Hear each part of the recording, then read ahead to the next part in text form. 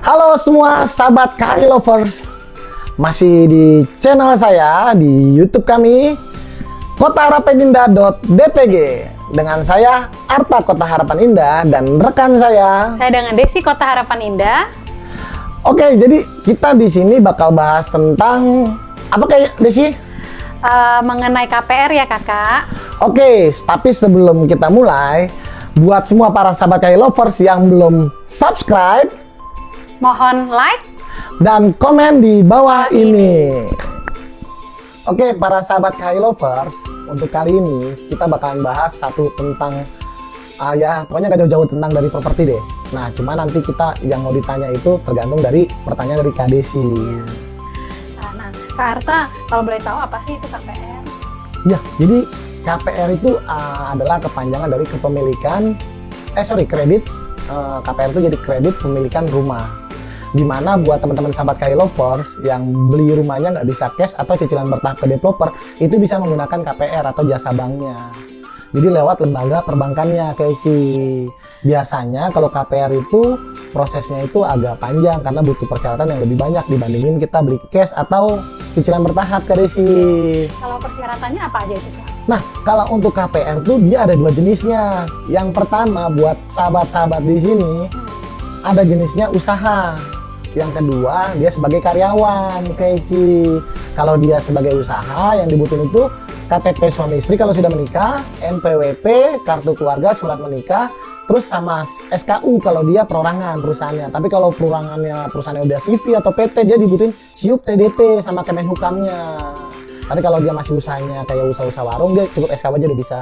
Terus ditambah rekening koran untuk usahanya itu 6 bulan terakhir biasanya orang bank minta gitu, sama laporan penjualannya itu selama 2 tahun. Dari situ nanti bakalan bank melihat gitu Kak Desi.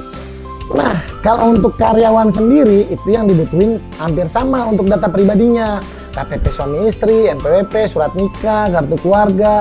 Terus tambahan dari perusahaannya itu biasanya kayak slip gaji 3 bulan terakhir, surat keterangan kerja atau SK kerjanya, terus sama rekening gajinya 3 bulan terakhir. Kira-kira berapa lama sih prosesnya Kak Arta? Untuk proses KPR sendiri itu sebenarnya nggak lama ya teman-teman ya. Itu cuma 14 hari kerja aja sebenarnya. Kak Arta, kalau boleh tahu biaya KPR-nya mahal gak sih? Nah, untuk biaya KPR sendiri itu biasanya kalau bukan di Damai Putra nih, kayak di developer kecil yang di sekitar sini, itu biasanya kenanya 5-7%.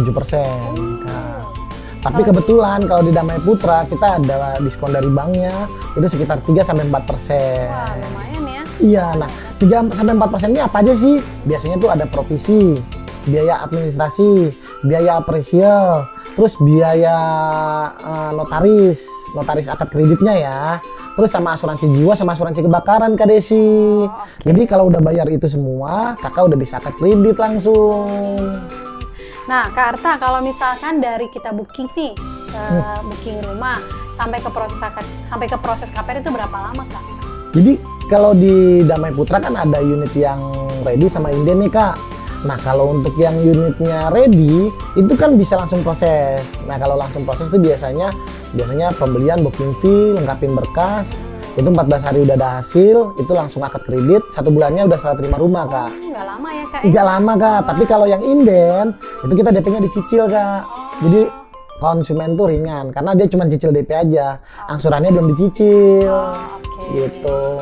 Nah, Kak, saya mau nanya nih, yang jadi kendala saya, biaya checking saya jelek bagaimana Kak? Nah, jangan khawatir Kak, karena Damai Putra Group itu punya sales yang benar-benar canggih semua, punya pengalaman semuanya. Karena mereka bukan baru 1 tahun 2 tahun jadi sales, mereka udah puluhan tahun di sini Kak. Jadi untuk solusi-solusi seperti itu nggak usah khawatir. Mereka banyak punya cara sendiri gitu. Biasanya nih Kak, kalau dia udah menikah suami istri, nanti dilihat yang di checking suami atau istri gitu. Kalau dia gitu. Berarti tidak menjadi kendala dong ya? Enggak, betul, enggak sama sekali. Tapi kalau kakak nggak ketemu sama sales-salesnya Damai Putra, nggak akan tahu nih yang kayak gini-gini Kak. Mantep banget ya sales Damai Putra nih. Iya betul Kak, makanya jangan pernah beli kemana-mana lagi deh Kak. Iya. Mau punya rumah harus ke Damai Putra. Siap Kak Arta. Gitu Kak Desi. Kak Arta, Desi agak takut nih untuk ambil KPR. Takutnya penghasilan Desi tidak cukup, Kak. Bagaimana itu, Kak ya? Nah, gini Kak Desi, kenapa teman-teman sahabat KAI Lovers di sini semuanya pada takut dan ragu akhirnya ambil KPR? Karena salah satunya masalah kayak gini nih. Seharusnya teman-teman semua tuh harus tahu juga nih. Jadi kalau di bank tuh ada rumusannya sendiri Kak Desi. Oh gitu. Iya, jadi Gimana gini. tuh, Kak? Kalau gajinya di bawah 5 juta, itu dihitung di biarnya 35%. Kalau gaji 5 juta sampai 10 juta, dihitung di biarnya itu 50%. Kalau di atas 10 juta, dihitung di biar itu 65%. Tapi ini saya kasih syaratnya ini untuk beberapa bank aja, nggak semua bank. Karena punya bank itu punya formula masing-masing Kak Desi. Contohnya nih, misalnya Kak Desi gajinya 5 juta. Karena Kak Desi gajinya 5 juta, berarti di biarnya itu 35%. Oh, gitu. Yang diakuin bank itu cuma 1,8. Kalau Kak Desi ngambil cicilannya udah di atas 1,8, udah pasti tambah DP atau ditolak Kak Desi. Tapi kalau gajinya Kak Desi 10 juta, berarti range-nya di 5 sampai 10. Itu 50%-nya. Berarti 5 jutanya. Nah, 5 juta kita mau, Kak Desi ternyata punya cicilan motor nih 1 juta. 5 juta dikurangin cicilan motor Kak Desi, sisa 4 juta. Oh, gitu. Nah, Kak Desi mau ambil cicilan yang berapa nih sekarang nih? 3,8 juta, 3,800. Kak Desi masih punya 4 juta, masih bisa ambil 3,8-nya. Nah, kalau Kak Desi gajinya di atas 10 juta, itu dihitungnya lebih besar lagi, 65%. Nah, gimana kalau Kak Desi mau ambil yang gede, tapi Kak Desi cuma gaji 8 juta? Nah, itu. Jangan khawatir Kak Desi. Kak Desi suaminya kerja nggak? Kalau Kak Desi suaminya kerja, itu bisa jadi income tambahannya. Jadi gajinya Kak Desi 8 juta ditambah gaji suami 8 juta, total gajinya jadi 16 juta, dihitung 65% Kak Desi. Oh gitu, jadi bisa join income ya Kak Irta? Benar sekali Kak Desi. Jadi buat teman-teman sahabat KAI Lovers, jangan khawatir untuk hal seperti ini.